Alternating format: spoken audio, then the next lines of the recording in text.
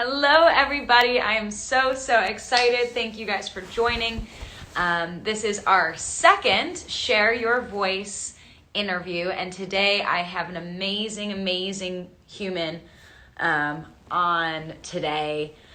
Hello, it's so good to see you or hear from you. I'm so happy that you're here. I haven't talked to you in forever. So today we have a really amazing guest on, Jillian Omatoso. I'm so excited. I'm going to just pin this real quick for us. And we're going to get started. I'm going to bring on Jillian right now. Let's get her on here. There we go. Ask Jillian if you can accept it and we can get started. I hope. There you are. How are you? I'm good. How are you? I'm good. I just got a iPhone 12, so my whole life has changed in terms of like the image. I'm like, oh wow, I can actually I feel very crisp today. How are you doing? Very good. Very good. Yeah. Yes, I got my tea with me. Ginger peach with black. The coffee in the household, so I'm using black as tea as a substitute for coffee. Okay. No, that's pretty good. I like that. I like that a lot. Wow. All right. Well, let's dive in. So Yeah. let's tell a little bit about yourself. I would love to hear a little bit about yourself and kind of where your journey to, finding your voice is, because as this is Share Your Voice, we're doing it because it's so important to have these conversations with different artists and different people, because we all have found our voices or are currently finding our voices in different ways. And so the reason why I wanted to do this is to give artists a platform to really connect and to relate to one another. So I do have a program, just plugging this real quick, Find Your Voice, which is an artist development program for high school and middle school girls. Hi, Tian. And hopefully we will be expanding this into an all-inclusive, regardless of, it's female identifying right now, but regardless of gender, at some point we would like to expand it. So we're very excited about that. So moving on and focusing on Miss Jillian now. So tell me a little bit about yourself and where you started to find your voice. Well, to start, I don't think I found it fully. Mm-hmm. I think I'm here to, at most, I'm here to monetize my journey. Okay.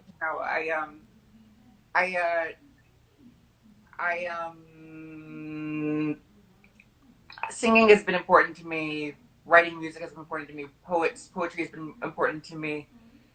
Expressing myself in a way that is, clear, or at least in a way that is tangible, in any sort of way, really. Express yourself feels kind of vague, but really that is important to me. And I'm 23 years old. I'll be 24 next month. I am from Ocean Township, New Jersey.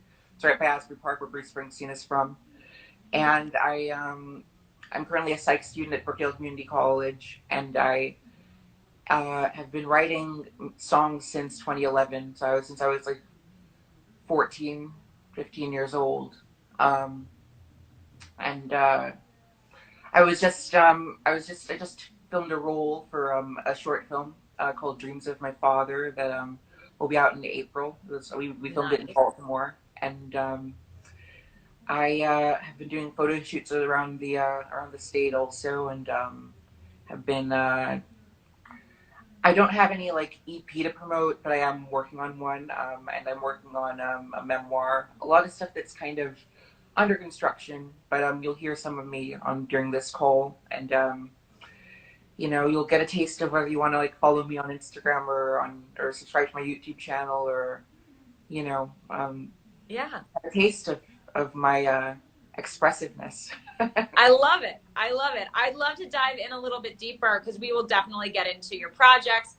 Yeah. in a little bit, but I would love to kind of dive into your journey so far in finding your voice, and what does that look like to you? How are you going about that? Because I think it's really important um, as humans in general, but as artists, to understand that it's a process. It doesn't just, it's not lost and then it's found all of a sudden. It's a journey. So I would love to kind of have you go a little bit more into, where you're at, where you feel like you're at, and where was that beginning for you as well? Sure thing. I'm just gonna see if I can screenshot this whole call on my phone just so we have a Totally.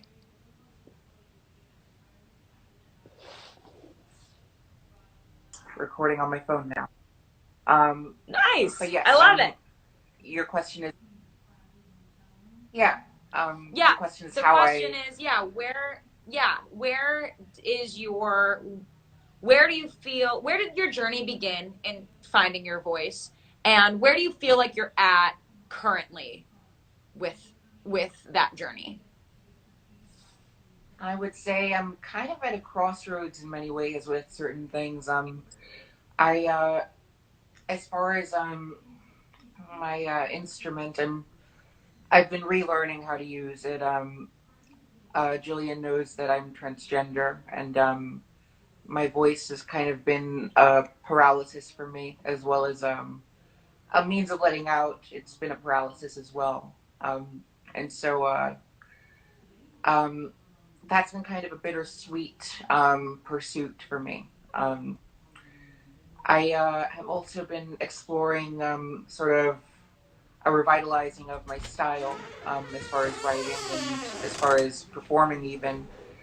At a certain point, you get comfortable in certain modes of writing and performing and rehearsing, and it means that you have to look into yourself and see what you really seek out of this, and that's gonna what you find out of that question is what'll affect how you go for the next round.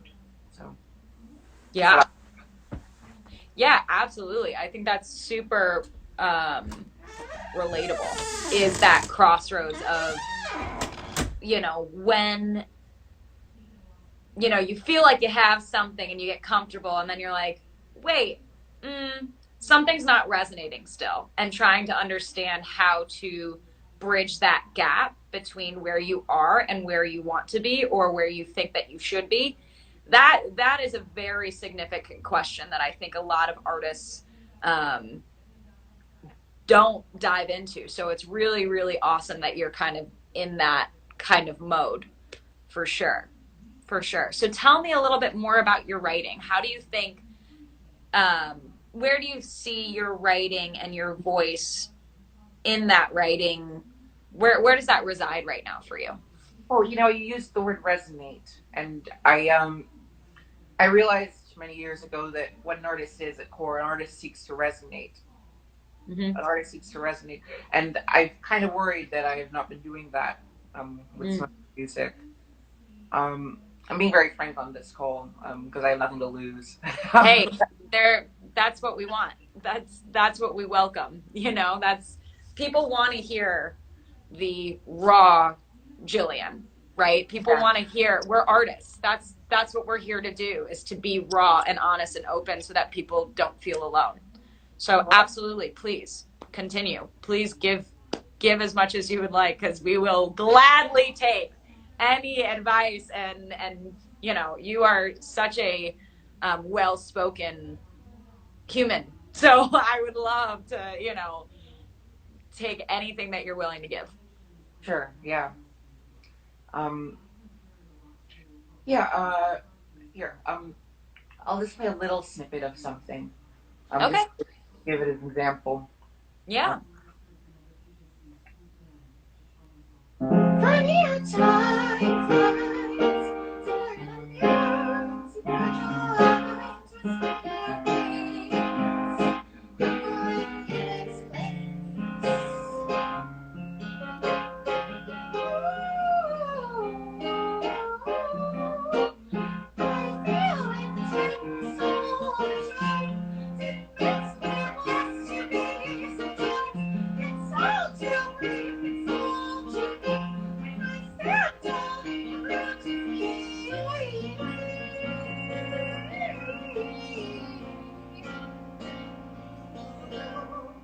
I mean, something like that, for instance, I feel it's very, it has an intent. Well, it's called intense, and it has an intensity to it, and it's very high pitched. And I and I often wonder about, is that going to translate well to a listener? Yeah, am I compelling enough to do it properly? Certain minutiae, like, oh, I want to hit this note, like, stuff like that, like, I want to have, this, descending chord progression.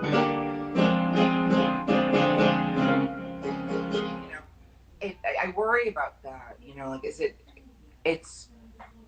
I see nothing like me, anywhere. So I just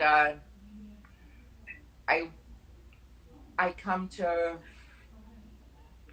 find in my voice, in my storytelling, in my musicking, in my musicalizing, I wonder which line to toe, and I wonder if I should, maybe, like, I could sing that line, that same thing. It's like this. Funny how time flies, staring at mirrors, fragile eyes. That's too much. I could sing it like, funny how time flies. Maybe that doesn't have the chest voice I want. Funny how time flies, staring at mirrors, fragile eyes. There's so many things, like little minutiae that you want to worry about, and ponder over in order to have the right effect given to the listener. Mm-hmm. Right. Absolutely. I think that's really awesome that you are giving us a little bit of these examples, because I think, and hi Vanex, hello, thank you for the love. But yeah, I think it's so important as creators to understand that experimenting and trying to find that perfect, not perfect, but that core resonation, that resonance frequency of the song, right, and what actually emotionally hits in the way that you want. You have to experiment, right? Yeah. I mean, we talk about that all the time, and well, why don't we do this? Well, what if, like, in this song we kind of, and then you'll have a breakthrough, and then I'll be like, oh, love that, what if we mix it? So I think it's really, really awesome. What was that song about, by the way? Oh, it's about feeling intense all the time and recognizing mortality and feeling as though you are constantly at fault. That's basically what the fourth song is, Yeah, that's intense. Yes. No pun intended. But yeah, I love it. I mean, I think that's so interesting. And what's really cool about Jillian, for all of you who are new to Miss Jillian, is that she is incredibly poetic in a lot of her music. And it has this, what drew me to Jillian's music has been how there's a classicness to the obscurity, if that makes sense. And I think that is what ultimately drew me to Jillian, and why I really wanted you on the show, Jillian, is because you have such a unique, not only story, but way of expressing it that I have not heard, which I would love to get, some love on that. And, really, for you guys who are listening, if you have any questions for Jillian and her process, please feel free to come into the comments, because this is an open dialogue. And as she said before, she's an open book, which is really, really a treasure to have right now. So Jillian, what for you, I know you have so many different, modes of art that you express your voice in. What for you, right now, do you think is the most pivotal for continuing to bridge that gap between you finding, in this journey of finding your voice? Bridging the gap between what? Between where you are and where you want to be. What mode of art at this point do you think for you is the most pivotal in getting you to where you feel like you are secure in that voice that you have? Well, I seek music plenty, but I think that um, I think I don't do enough with my poetry, honestly. Mm. I think that a lot of there hasn't been much controversy about its quality, you know, and Mm-hmm. I I I've posted stuff every from time to time on my page on my Instagram at Shy Extroversion, which you can click on here, but then you'll miss the interview, so don't yet. Um, it I've done some. I actually just applied to this backstage posting on backstage.com. It's a site that us artists use, and it is in somewhere in a place called Middlesex in New Jersey, and Mm-hmm. been looking for I almost did this poetry gig in April before the pandemic happened. I was going to do this poetry gig at this place called Ten Pearl in Long Branch, New Jersey, and I didn't because the pandemic didn't happen. So I am I've been exploring that world a lot more this year. I wrote 31 poems. No, more than 31 because some days I did it more than once. Almost 40 poems in January. Oh, wow. That's Yeah, awesome. yeah, and some I turned into songs. Most I kept as poems. Um, and some were short form. Most were fairly short. Some were haikus. Some were extended. Mm-hmm. Um, I I'm doing this event called Deep in Color that is we did it for the first time in November this month earlier this month, and I'm gonna do it again December 6th, and it's basically a talk about race and race relations and Black people being able to tell their stories directly to um um mixed colored audience and have a conversation. Nothing too militaristic, but just a conversation. Um, and I'm going to be reading a poem called "Your Velvet Abode," which is Mm. somewhere lurking in my Instagram. I posted in like July or something. Uh, Nice. has to do with basically I saw the different strains of oppression and being a downtroddenness of different demographics and decided to write a poem about it. So the Velvet Abode basically is like, you know, like a nice fuchsia sort of like, furnished uh house for like someone to be invited into, but always being reminded that they're not, resident like the Yeah. person living it. So the Velvet Abode is basically like a country that's just like that. So that's what the poem's about.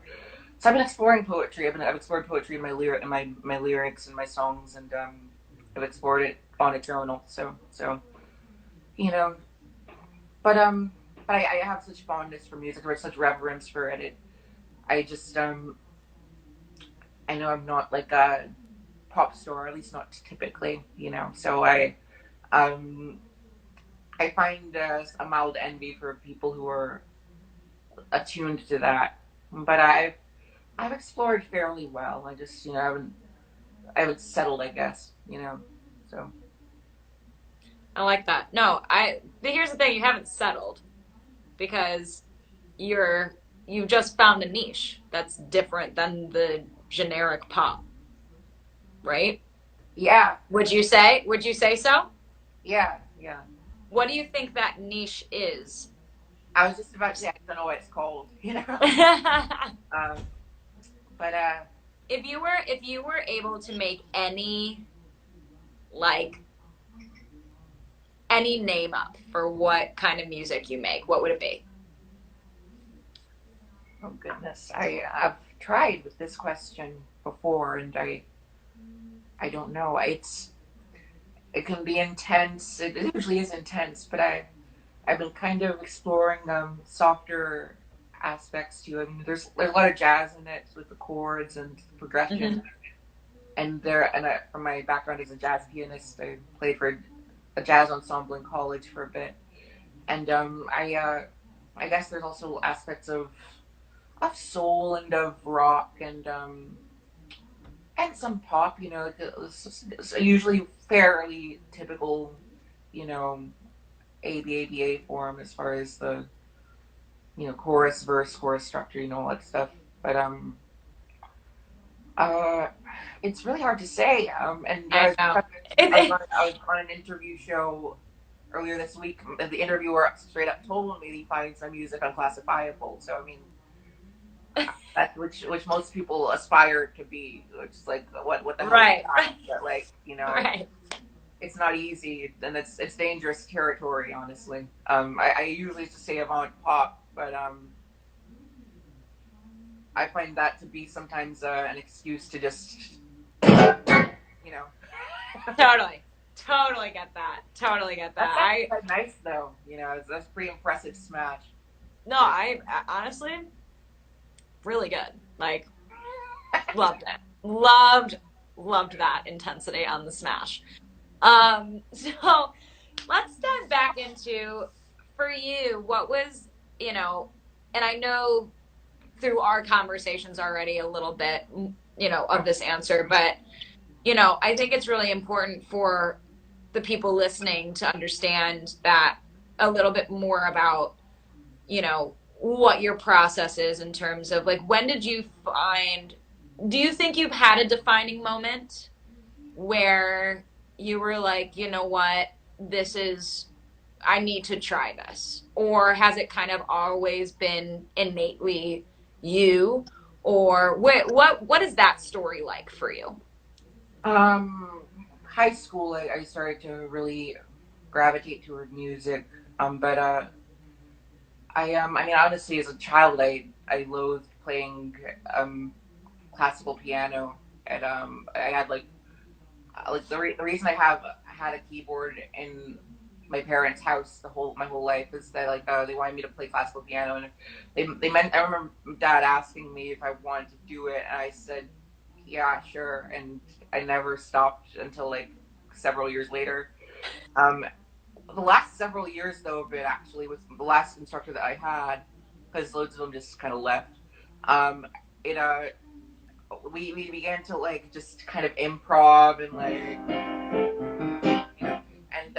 and kind of talk about musical ideas, and because I do a lot of theory, starting in eighth grade onward, I began to study with stuff like everything from chord progression to Schenkerian analysis, just all that stuff. I studied all of that, and extended chords, everything. Um, and I started to really love that like there was a way to break down this mysterious art and kind of build it up again also, and build your own mystique as far as that, and magic. Well, music's are musicians are magicians, it's a very magical thing.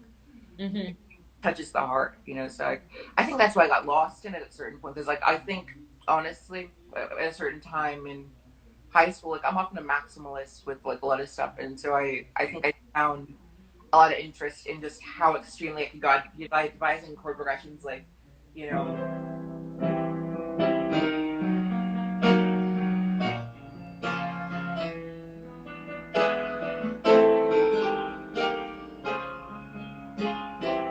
something like that I'd probably write, Yeah. back then, which because I know how to do it, but it's like that's not pop.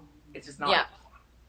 So I then am left with I'm trying to write a pop song with that mentality, which is almost impossible, and it's not. But like if you're really focused on that mentality, it's Mm-hmm. well, I don't know. Stevie Wonder did it. David Bowie did it. It's I don't know, gift. But I found myself being extreme with it almost, and I mean there was a soul to it, but it just wasn't pop. And for some reason, I always, namely later on, well, also back then, I wasn't that much of a popist. Like there's popism and rockism, those terms that about like a rockist will be like they believe that there is a sort of essential authenticity to like rock music over pop music, and popists will be like, Hmm. they, or a poptimist will be like, fully, quintessential melodies and like fully produced stuff is the way to go. And Right. I was more of a rockist, and I on top of that, I also explored a lot of like I've almost had this mentality that like anything could be music, you know, and Yep. doesn't always translate. So I had several moments. I think in high school I started to explore with electronic production, and you know I remember the EDM started to take off in that decade, but I for some reason I built more like ambient stuff that you can still find on like my old YouTube channel Nika Soto, but it's very conceptual and very performance art like, but like also kind of unfinished. So Yeah. it I mean it's been a long road, and I think that as far as music, which is the one I focused on most, I am kind of just breaking the iceberg, so to speak, as far as finding where I'd actually fit with that, because I have all these ideas and all this theory and all. I have a really astute way of listening and being able to tell what's working in a song and how it becomes that, and indeed the Beatles actually were like one of the first like artists I started to look at, as far as like I remember doing a choir concert in middle school, and we did it based on Beatles songs, and I started to be really fascinated with like, how it works, how those songs work, like Eleanor Rigby and all that stuff, and I started to look at like what a chord progression was and all that stuff, and different time signatures and cross rhythms and all that, and so I began to get interested in that. Radiohead, Nirvana, and those are all big bands to me, and yeah, but going to like say poetry for instance, I poetry's kind of always been sort of instinctual. Not even yet necessarily, but language has been instinctual. I'd say more so. It Hmm. for a while I thought that language was the way you express yourself to people. Like it just was the only, like that was it. You Yeah. can't express yourself. Like, you can't express yourself without language. And in some contexts, yes. In other contexts, no. In fact, in some contexts, it's you're better off not speaking.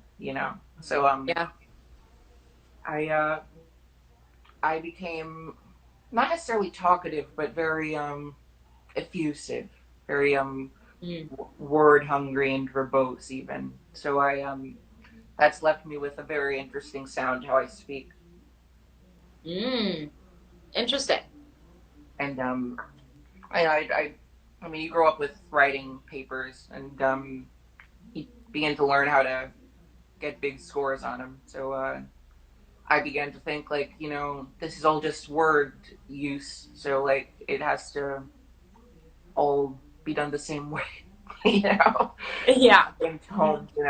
But I tend to speak like I write, and write like I speak, but like there's always this sort of like um Oscar Wilde sort of thing to it. You know? Yeah, totally. Totally get that. It's like, yeah. Yeah, that makes sense. That that does make sense for you for And sure. that's why I fell in love with David Bowie so much as far as music, because he would use words like bracken, like in his songs, and like it would, and he had this, he would speak such truths in such a cryptic way, and you'd get it, but like you wouldn't necessarily be able to break it down on the first 5 to 10 listens either. Hmm. Um, so I found that really nice. Yeah. Yeah. No, I got you. So we're going to jump into if you had any advice for like where you're at in your journey and you had artists kind of coming up to me like, how do you do it? What advice would you give them to keep moving forward on this wonderful journey? Well,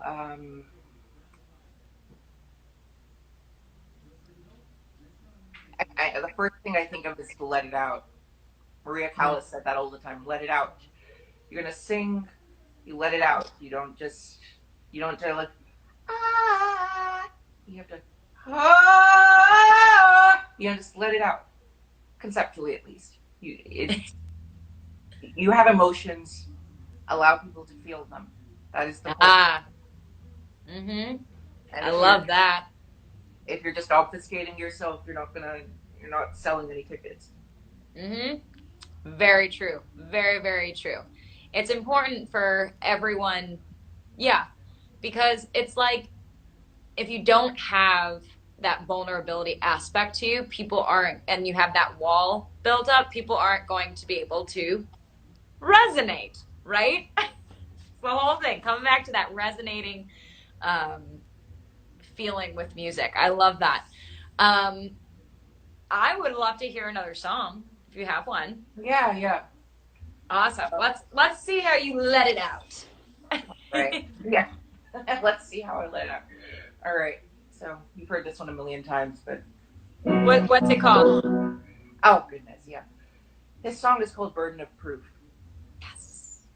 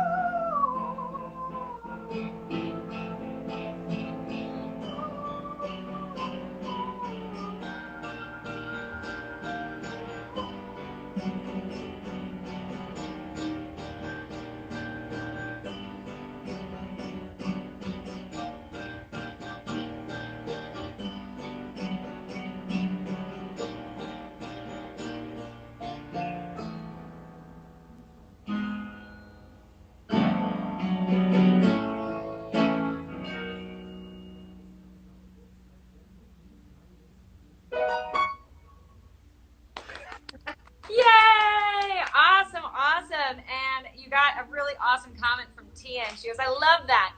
You have emotion, allow people to feel them. Our powerful voice is unique and it can heal. So true. So, so true. So thank you for that rendition of Burden of Proof. That sounded awesome. I felt it. I felt it, that's for sure. How did that feel for you? Good.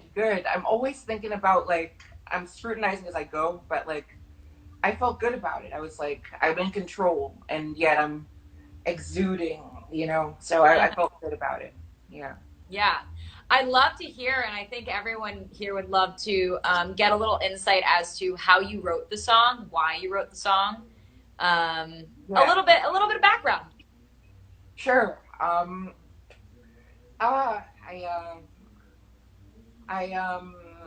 think that the song is. I can tell you the song is basically about, like, the burden of proof is basically the burden that we have to prove our value in society, on Instagram, wherever. And that's very true to me. I find myself constantly needing to prove my value, or, like, feeling, you know, fragile about what my value is in this world. And so, thank you, Tizzy. Is her name Tizzy? Tiziano. Okay. Yes, thank you, Tiziano. Very grateful for that. I can't tell you how I wrote it. It's been too long. I don't remember. But you know, I've been producing it. As Jillian knows, other Jillian. I'm not talking in third person. Yes. I clearly said that with the J, not the G. Definitely, clearly, yeah. Very clearly. Yeah. I feel very good about the song, and I feel like it's pop, but, like, has that, you know, it's in 5/4 and 5/8. I'm not sure if it's 5/4 or 5/8, but whatever. It's in 5, and it you know, has those modulations. You know, the key, the tonics we have are B. We have G, or alternative to G. We have A. So this makes this sound bold. You're rising up.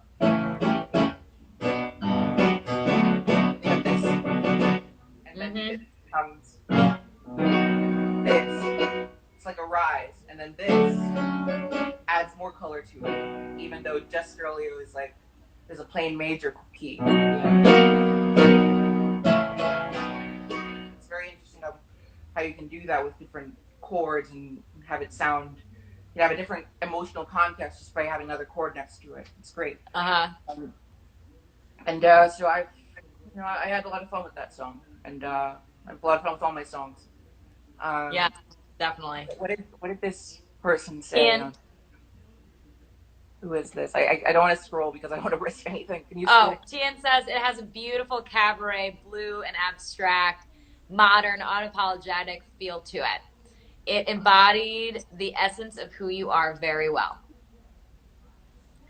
And I very much agree, actually. I was going to say, I don't know if you resonate with this, but you as a person, from how I've gotten to know you, you have a lot of complexities to you, which is interesting within itself, but then you also translate that into your music. And I don't know if you've ever, like, noticed that, but that it does capture the essence of you, this beautiful, complex, intelligent, like, arrangement really does embody who you are,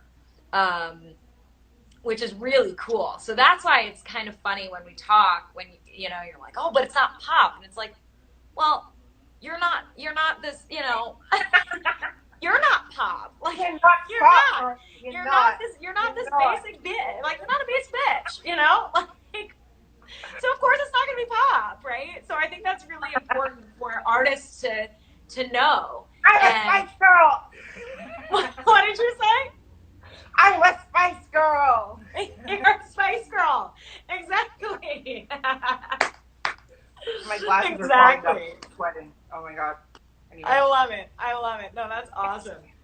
So awesome. So, you know, as we kind of wrap up a little bit, we're going to end, of course, with one last song. I'd love to have one more from you. Thank you. Yes. But let's talk about, you know, what projects you're working on, how you're feeling about them, you know, what can people who are you know, like everyone go follow Shy Extroversion, follow Jillian, to get any updates on all of her projects coming up. I know she has a lot and they're all awesome. So tell us a little bit about those. And you know, we'll end on a song. Sure. So Deep in Color project, we're having another Zoom call on December 6th. That's a local thing I'm working on, you know, but like it's 2020, so everything's local and global at this point. So it's on Zoom. There'll be a Facebook event, Deep in Color. Just follow me. I'll be posting about it. It's a talk about race and you know, identity. And I have a movie being released in April called Dreams of My Father about you know, a trans woman who has like, you know, hallucinations of her father and has to confront them. And and so that's coming out in April. Really lovely project. And I have a memoir that I'm writing called Salvaged Woman that'll be out sometime in 2021.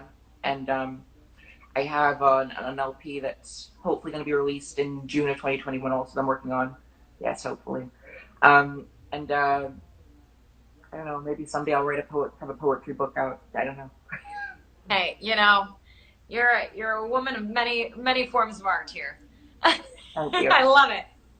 Absolutely. Yeah. So if you guys want to keep up with all of the amazing work that she's doing, and her voice, and really dive deeper into who she is, follow her YouTube page, Instagram. She really gives really insightful and honest and raw tidbits of what's going on in the world, in her life, and in her music and her art. So seriously, she's amazing. So on that note, let's dive into one last song to wrap up the night. Sure. Tell us a little bit about this last song. To decide on what it'll be. Well, that's the first part there. Right. I can play there's this song that I pulled out many times before called Clover that I wrote 4 years ago. The first lines are, am I still young? Perhaps just enough. It's never too late. It's never enough. It's never enough. I think that evokes much of what the song's about. It's, you know, let me let it speak for itself here. All right. Or it's F sharp. Am I still young?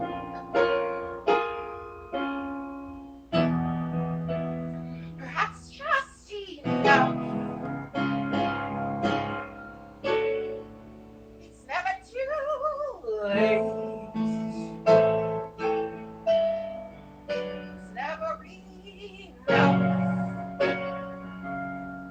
It's never enough. It's never enough. Am I still strong? When life gets worse, I never saw a face till it wrote its verse. And now I've grown terse.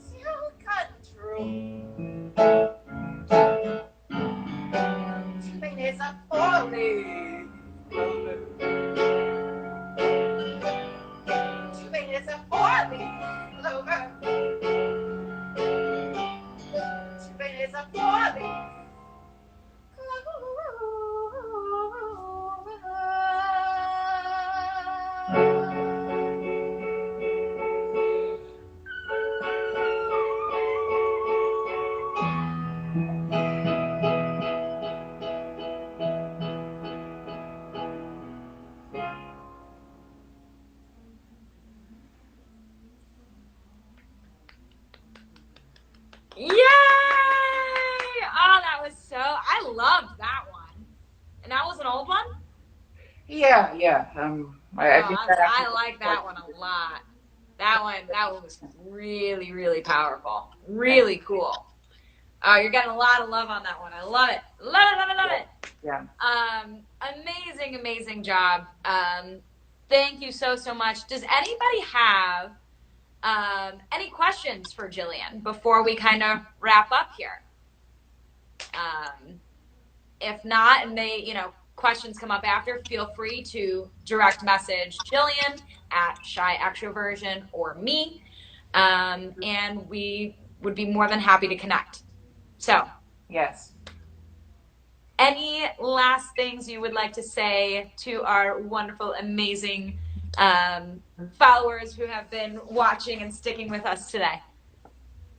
Jillian, how is the pizza there over in Chicago? I'm actually having pizza right after this. But I'm not having like actual Chicago pizza. I'm having Tombstone pizza because, anybody can tell me, but Tombstone frozen pizza is like one of the top, I'm going to say. Top frozen pizzas. Nice. Anyone agree? I have no idea. I'm in New Jersey. We got good pizza here, so. Yeah, like if I was in New York, I would not be getting frozen pizza. That's just not how it is. But, it is what it is. All right. Well, thank you so much, Jillian, for joining me and sharing your voice. It really was such a pleasure. What'd you say? DiGiorno. DiGiorno is so good. That's another one that's really good, but I have had it before. It's kind of sweet. The crust is kind of sweet. And the sauce is sweet too. It does have a little bit of sweetness to it for sure. Yeah. Tombstone is more. It's not as bready. It's more of a thin crust, and they have these little chunks of pepperoni in the sauce as well as on top. So I was like, oh, okay, wow, this is my thing. So, whatever. But anyways, I'm gonna go make some pizza. You were absolutely fantastic today. Thank you for your insight. Thank you for your honesty and your work and showing us your work. It really was powerful. So thank you so much for sharing your voice with us today. Thank you, Jillian. All right, you have a good one. You too. Bye. So that was Jillian Omatoso. Thank you guys so much for joining our second segment of Share Your Voice. Next week we have a wonderful singer-songwriter from Germany, Rima, who I have been following for years. And we've been keeping in touch, and she is a one of a kind, and her voice is like an angel. So stay tuned for next Sunday. If you have any questions on how to share your voice and you're interested in that, or interested in the Find Your Voice program, if you are a female identifying high schooler or middle schooler, shoot me a DM. I am more than happy to give you some insight, give you some love. And I cannot wait to hear from you guys soon. So have a great rest of your night. And hello, Mackenzie Rose. Hi. DM me because I'm about to go off. All right. Bye, guys.